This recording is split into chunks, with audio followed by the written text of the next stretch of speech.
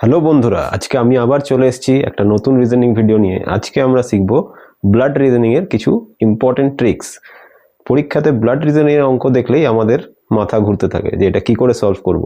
তো আজকে এই ট্রিক্সগুলো শেখার পর আর আত্মীয়তা আপনাদেরকে ভয় দেখাবে না, এই আত্মীয়তা আপনাদেরকে নাম্বার পেতে সাহায্য করবে। তো চলুন, আপনারা আশা করি পুরো ভিডিওটা দেখবেন, আর ভিডিওটা ভালো লাগলে একটা লাইক কমেন্ট শেয়ার করে দেবে যাতে সবাই ভিডিওটা দেখে কিছু শিখতে পারে। তো চলো বন্ধুরা, শুরু করি।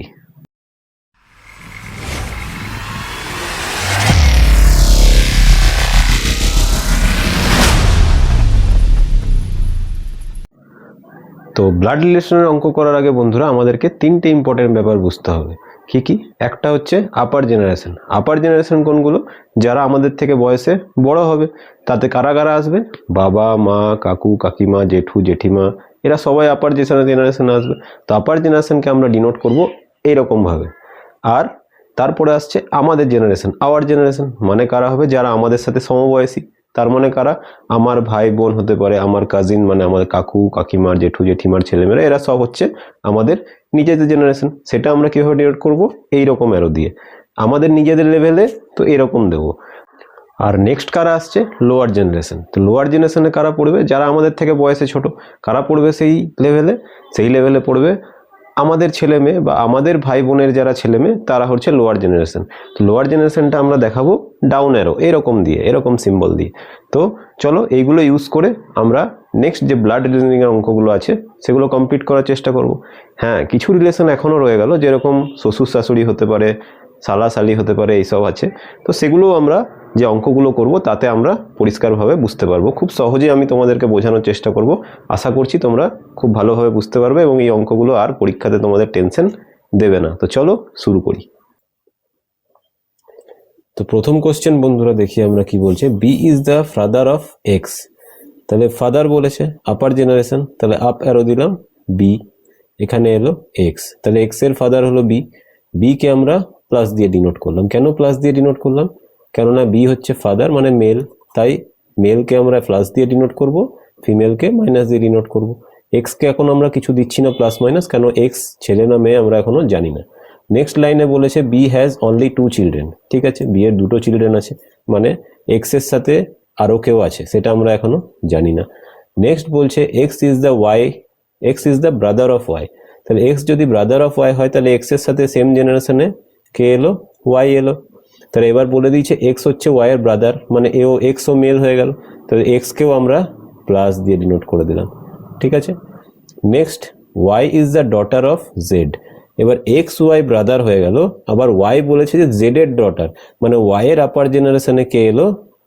জেড। তার মানে কি বি আর জেড কোথাও না কোথাও কোনো রিলেশন আছে এদের মধ্যে। তাহলে বি আর জেড এর, বি এর চাইল্ড ছিল এক্স, জেড এর হলো ওয়াই, আবার এক্স ওয়াই হচ্ছে ব্রাদার সিস্টার। তাহলে বি আর জেড কি হবে? অবশ্যই এরা হাজব্যান্ড ওয়াইফ হয়ে গেল। নেক্সট বলছে A is the granddaughter of Z. তাহলে এ বলছে জেড এর গ্র্যান্ড ডটার, জেড আছে আমার এখানে, এবার এ হচ্ছে এর গ্র্যান্ড ডটার, তাহলে এ আইদার এক্স এর হবে বা ওয়াই এর হবে। এবার আমরা জানি না কার হবে। নেক্সট লাইনে কি বলছে? S is the father of A. তাহলে এক্স যদি এর ফাদার হয় তো এর ক্ষেত্রে তো অলরেডি, যদি এর চাইল্ড হতো এ, তাহলে অলরেডি এই ফাদার হতো, কারণ এ তো মেল। কিন্তু আমাকে বলেছে যে এস ফাদার হচ্ছে এর, তাহলে অলরেডি কি হবে? ওয়াই এর সাথে এস এর রিলেশন হবে, এস হবে ওয়াই এর হাজবেন্ড, তবেই এদের দুজনের চাইল্ডে এ আসবে। তাহলে এই পার্টটা গোটাটা ক্যান্সেল হয়ে গেল। তাহলে এ কার চাইল্ড হলো? ওয়াই এর চাইল্ড হলো। তাহলে বলেছে how is S related to x. তাহলে এস এর সাথে এক্স এর রিলেশন কি হবে? তাহলে আমরা যখন কোনো রিলেশন বার করব তখন কিন্তু একটা জিনিস মাথায় রাখতে হবে, যে যদি আমাদেরকে বলে যে এস এর সাথে এক্স এর রিলেশন কি হবে, তাহলে কিন্তু আলাদা অ্যান্সার হবে। এক্স এর সাথে এস এর রিলেশন কি হবে, তাহলে কিন্তু আলাদা অ্যান্সার হবে। যে আগে আছে তার রিলেশনটা আমাদেরকে ধরতে হবে। তো এখানে বলেছে যে এস রিলেটেড টু এক্স, তাহলে এস এক্স এর কি হবে? তো এক্স ওয়াই হচ্ছে ভাই বোন ছিল, আর এস ছিল ওয়াই এর হাজবেন্ড। তাহলে ভাইয়ের, তাহলে বোনের হাজবেন্ডকে আমরা কি বলবো? বোনের হাজবেন্ডকে অবশ্যই আমরা ব্রাদার ইন ল বলবো। তাহলে এস এক্স এর সাথে কি রিলেশন হবে? এখানে দেখো অপশনে ডি আছে, ব্রাদার ইন ল। এটা হচ্ছে কারেক্ট অ্যান্সার। এই রিজনিংটা আশা করি তোমরা বুঝতে পেরেছো। তো আসি এবার নেক্সট রিজনিং। নেক্সটটা দেখি আমরা কি বলছে। দেখো এখানে Rima is daughter of Sayan. তো এখানে নাম দিয়ে দেওয়া আছে, তাই আমাদের কোনো অসুবিধা হবে না মেল ফিমেল বুঝতে, তাই আমরা এখানে আলাদা করে আর মেল ফিমেল লিখছি না। তো কি বলছে, Rima is daughter of Sayan, তাহলে এখানে আপার জেনারেশনে কে চলে আসবে, সায়ন চলে আসবে, আর তার নিচে কে আসছে, রিমা। নেক্সট বলছে Sujata is the mother of Sayan, তাহলে আবার সায়নের আপার জেনারেশনে কে আসবে, সুজাতা আসবে। তাহলে রিমা ছিল সায়নের মেয়ে, আবার সুজাতা হচ্ছে সায়নের মা, তাহলে সুজাতার ছেলে হচ্ছে সায়ন, তার মেয়ে হচ্ছে রিমা। এতদূর ক্লিয়ার। নেক্সট হচ্ছে Sita is wife of Sayan, তাহলে সায়নের সাথে ওয়াইফ হচ্ছে সীতা, তাহলে এর সাথে ওয়াইফ হয়ে গেল এ, কে ওয়াইফ, সীতা, তাহলে সায়নের ওয়াইফ হয়ে গেল সীতা। নেক্সট বলছে Purnima and Sima are daughter of Sayan, তাহলে এদের সায়ন আর সীতার আবার এখানে দুটো ডটার বলেছে আরো। অলরেডি রিমা আমরা আগে জানি, তাহলে আরো দুটো ডটার কে হয়ে গেল, একটা হয়ে গেল আমার পূর্ণিমা আর একটা হয়ে গেল আমার সীমা, তাহলে টোটাল তিনজন ডটার হলো। নেক্সট বলছে how is Seema related to Sujata, তাহলে সীমা কোথায় আছে, এখানে। সুজাতাটাকে, সুজাতা হচ্ছে সায়নের মা, তাহলে আমাকে কি বার করতে হবে, সীমার রিলেশন সুজাতার সাথে কি হবে। তাহলে সীমা কি হবে এখানে, সুজাতা যদি সায়নের মা হয় তাহলে এর কি হবে, তার মানে এর নাতনি হবে, মানে সুজাতা কি হবে, ঠাকুমা হবে। তাহলে কিন্তু আমাকে এখানে জানতে চেয়েছে যে সীমার রিলেশনটা কি। যদি আমাকে সুজাতার রিলেশন জিজ্ঞেস করতো তাহলে আমি বলতাম ঠাকুমা মানে গ্র্যান্ড মাদার, কিন্তু এখানে যেহেতু আমাকে সীমার রিলেশন জিজ্ঞেস করেছে তাহলে অবশ্যই এখানে গ্র্যান্ড মাদার হবে না, এখানে কি হবে, গ্র্যান্ড ডটার। সীমা তাহলে সুজাতার কি হবে, গ্র্যান্ড ডটার। আশা করছি তোমরা এটাও খুব ভালো করে বুঝতে পেরেছো। খুব সিম্পল, একটু মাথা ঠান্ডা করে করলেই সহজেই তোমরা এই রিলেশনটা বুঝতে পারবে। তো বন্ধুরা পরের যে রিজনিংটা আছে এটাতে দেখি কি বলছে। দেখো বলা আছে কোশ্চেনে Rajiv and Vivek R twins, Vivek sister is Riya, Riya's husband is Rahul, Rajiv's mother is Sushila, Sushila's husband is Subodh, তাহলে how Subodh is related to Rahul.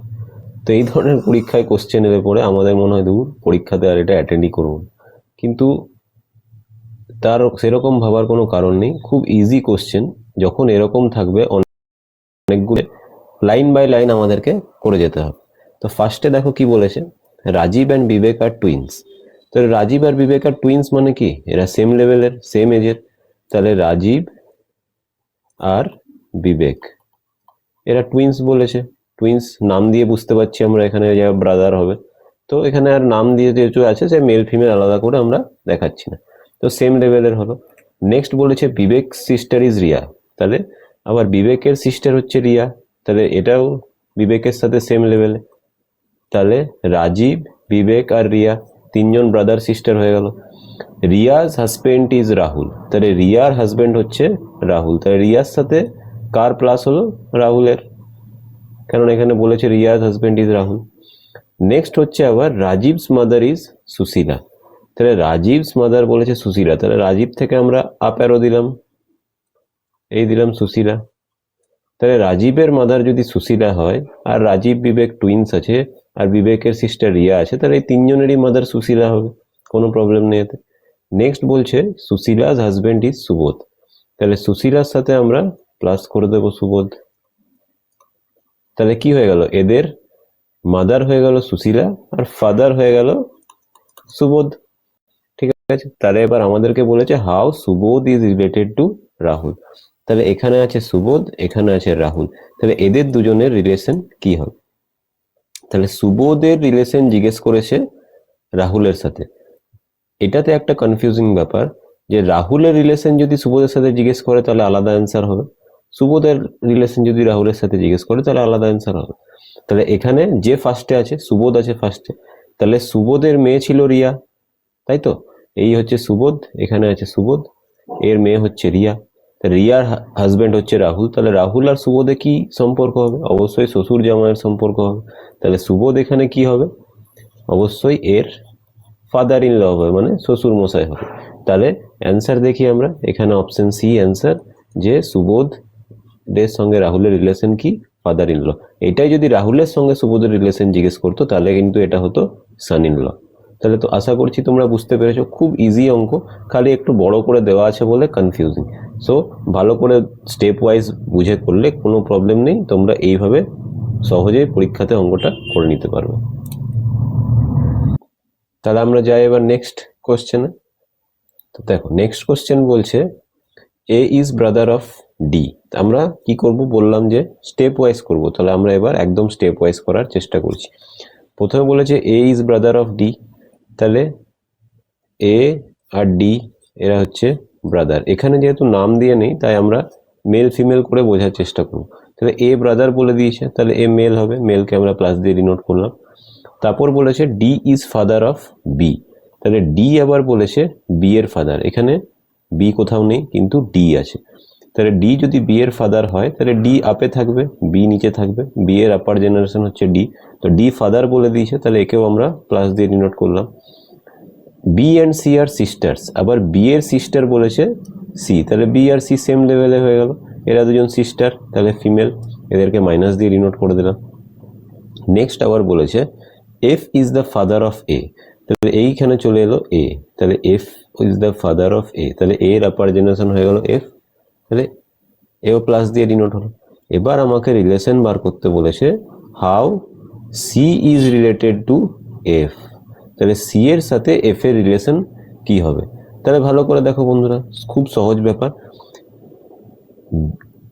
D হচ্ছে বি আর সি দুজনের ফাদার, তো ডি এর ভাই হচ্ছে এ, এর ফাদার হচ্ছে এফ। এবার এর ফাদার যদি এফ হয় তাহলে অবশ্যই ডি এর ফাদারও এফই হবে, তাহলে ডি এর ফাদার যদি এফ হয়ে যায়, ডি এরও যদি ফাদার এফ হয়, তাহলে ডি এর ডটার হচ্ছে সি, বি আর সি সিস্টার ছিল, এরা দুজনে ডি এর ডটার, তাহলে সি এর সাথে এফ এর রিলেশন কি হয়ে যাবে, গ্র্যান্ড ডটার মানে নাতনি। যদি এখানে উল্টোভাবে জিজ্ঞেস করতো যে এফ এর রিলেশন সি এর সাথে কি হবে, তাহলে গ্র্যান্ডফাদার হতো, তাহলে এখানে অপশন অ্যান্সার কি হবে আমাদের, grand daughter, a grand daughter.